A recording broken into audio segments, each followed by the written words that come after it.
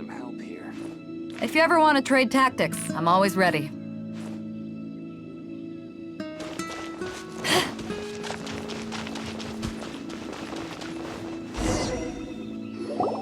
Hey, it's Sucrose! Are you here to explore the snowy mountain too? You scared me. Please, don't scare me like that. I was giving my research report some much-needed consideration. But you were just standing over there, staring into space. Not at all. I was just thinking of a name for a new subspecies of sweet flower I propagated. It has seeds that are 4 times as large as normal. Oh, are you interested? Wonderful. Next time, please allow me to show you the fruits of my work. It's a shame. If I wasn't coming to this mountain, I would have brought some samples with me. Yeah, weren't you doing research in the city? How come you're here? Timaeus and I were helping Albedo organize research data. Timaeus just left, in fact. You didn't run into him? Sure didn't. He said that he wasn't as sharp as Albedo when it came to data. By quite a long shot, in fact. The significance of some things Albedo is able to grasp almost immediately, but we, on the other hand, take considerable time. I fear that this must be the difference in our knowledge and experience showing. Timaeus seemed rather depressed about the matter. He said he was going to take a walk, so I'm currently settling the leftover affairs myself. I was originally going to take a look around myself after finishing up here, but unexpectedly, I gleaned some interesting data from these reports. But, well, guess my search for secrets will have to wait. Secrets? Ooh, what secrets? Actually, do you two have time right now? Don't have anything on us but that. Then, could I ask you for a favor? In truth, I feel like Albedo is concealing something from myself and Timaeus. But isn't he your teacher? What would a teacher have to hide from his students? That's true, but I feel like he's always hiding something. It is my personal guess that it is some great secret of alchemy. Wait, how are you so sure? Timaeus and I are both passionate researchers of alchemy. If it was anything else, Albedo wouldn't have any reason to hide it from us. You do have a point. Could you help me investigate what it is that Albedo's hiding? Please. I'm just too curious. What do you think? Yes! Thank you, thank you. All right. Let's take a little trip, shall we?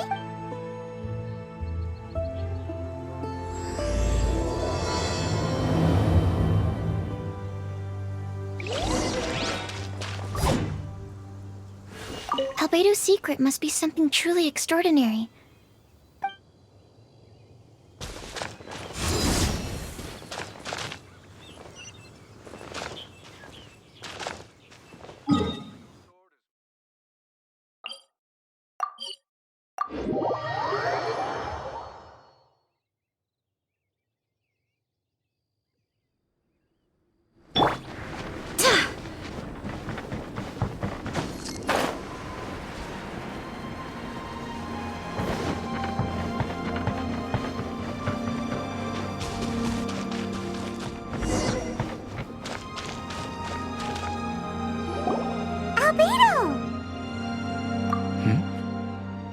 Why are you here? Are you lost? No, we're not. A secret? Hey, what are you doing? Our mission calls for a delicate approach. Sure, but still. Actually, you've arrived at just the right moment.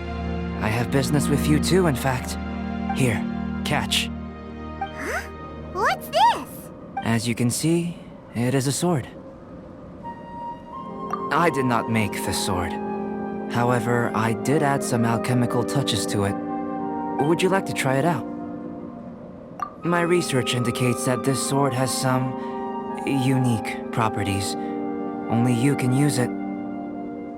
but I need to gather data from it quite urgently. So, could I bother you to use it in battle? Wait a second! How can there be a sword that only one person can use? Very astute of you. This sword has indeed had a curse laid upon it. An ordinary person would be unable to wield it at all. However, you are an exception. Huh? Or perhaps I should say that only you are immune to the curse. As such, who could I find to help me if not you? We gain little from saying more. Go find some monsters nearby. After all, some things are best discovered through practice.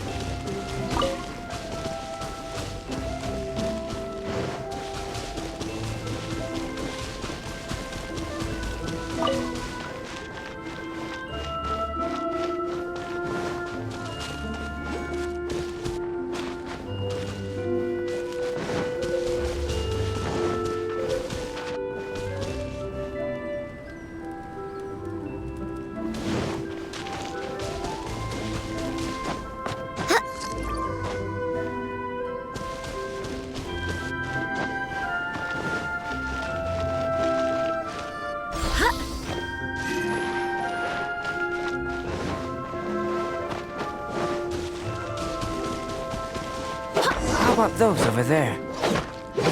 Paimon still has a bad feeling about this.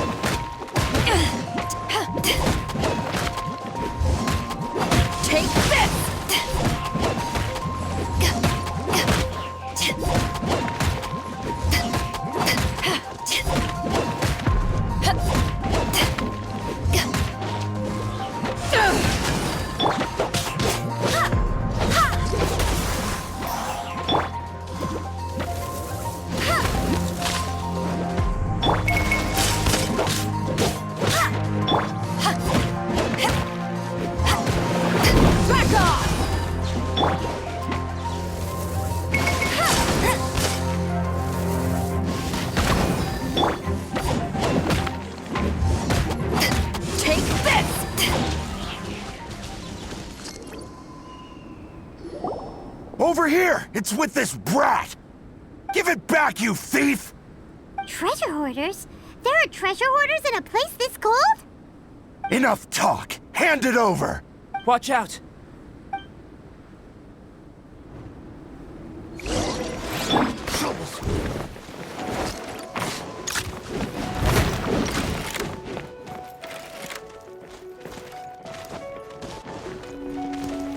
Have a taste of this!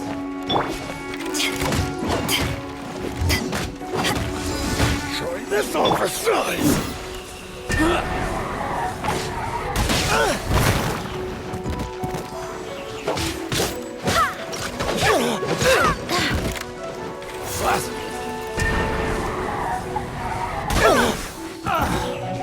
That wasn't for low power.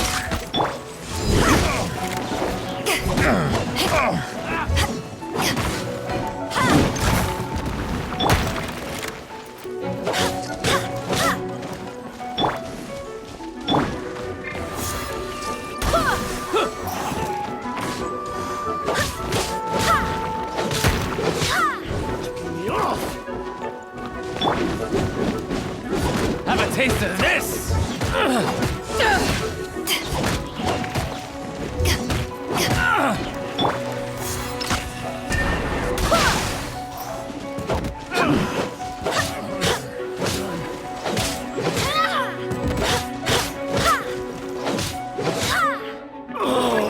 Such another test subject.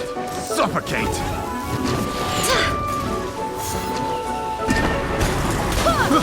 I got careless. That tingle?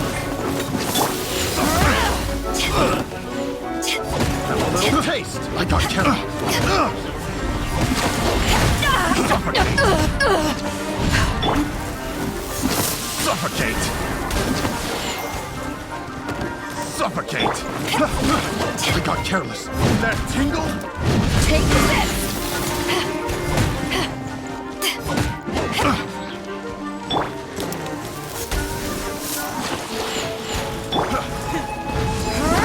I got careless.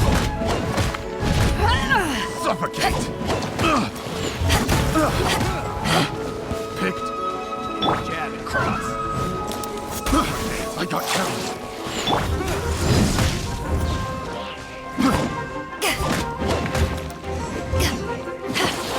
Suffocate! Suffocate! Have a little taste! Suffocate! Jab and cross. I got careless. Should.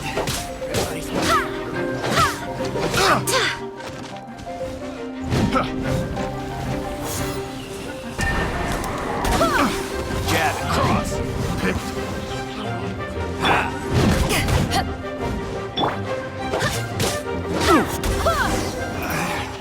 Should. Now that's rich! Treasure... They certainly arrived quickly. Goodness, no. They seem to have been talking about this sword. What's going on? Why are you looking at me like that? Of course I didn't steal the sword. Not long ago, The knights caught a band of treasure hoarders outside the city. The goods they were smuggling were also impounded. This sword was one of those items. We believed it to be stolen plunder, but no one came to claim it. Nor could we find out where it came from, so it languished in our stores. I noticed it quite by chance while in our storehouse. To tell you the truth, such an old sword would see little use outside of alchemy. You claimed it for yourself? Just like that? So, then what happened? You just took it with you? Indeed. And I initially intended to perform some experiments on it, but I unexpectedly discovered its true origins in the process. This ancient-looking weapon once passed through the hands of a now-deceased blacksmith. It is a legendary, magical sword. A magical sword? It is said that the smith vanished not long after creating the weapon, with the weapon subsequently becoming lost to time. Working backwards from its eventual fate as plunder, one can guess that it was then stolen by the treasure hoarders, where it remained in obscurity till recently. The blacksmith who made this weapon disappeared? That's kinda spooky. No wonder it's cursed. Exactly. Do you know the story of Durin in this mountain? Durin was the black dragon who menaced Mondstadt, before finally being defeated by the combined efforts of Dvalin and the Animo Archon Barbados. After a fierce battle, the vanquished Durin crashed to ruin here, falling into the thick snow. Snow gathers atop this mountain and never melts, which is a most curious phenomenon. Which leads one to wonder, was Durin's fall here purely by chance, or was it intent? Could it really have been intent? Perhaps this place was chosen as a gravesite precisely so that the snow's power could seal the corrosive toxin coming from Durin's body. It seems plausible that Barbados would think of such a method. Huh. Was Barbados such a capable god? Well, these are just my postulations. I don't have any evidence. But what's for certain is that this mountain and Durin are deeply intertwined. In fact, I believe that the very sword in your hand has Durin's remains in it. A dragon's remains? Indeed. The dragon's eyes, claws, and scales ground into dust before being used to coat the blade. In this way, Durin's corruption and venom entered into the sword and became the source of its power. This is very advanced craftsmanship. I presume that having successfully forged the weapon, the smith must have tried it out themselves in their joy. But using the sword in battle would have allowed the corruption to seep through the blade's handle and into their bodies. Ordinary mortals cannot withstand such power. The blacksmith must then have fled, driven mad by the curse, before meeting their end in some unknown place. You've purified Dvalin's tears before, which is a very rare ability indeed. This ability has protected you from being corrupted or poisoned, and you can completely eliminate their effects, which is why you and only you can properly wield this sword. Still, this sword really is huge. Yikes! It's glowing! As far as I'm concerned, this is where the real experiment begins. This sword is still very weak at present. However, it is able to absorb energy, and through that, it is able to constantly become stronger. In some sense, you could even say that it is a living thing. Well then, traveler, adventure with it to your heart's content. I need you to help it grow. I believe that we will soon have all the proof that we need.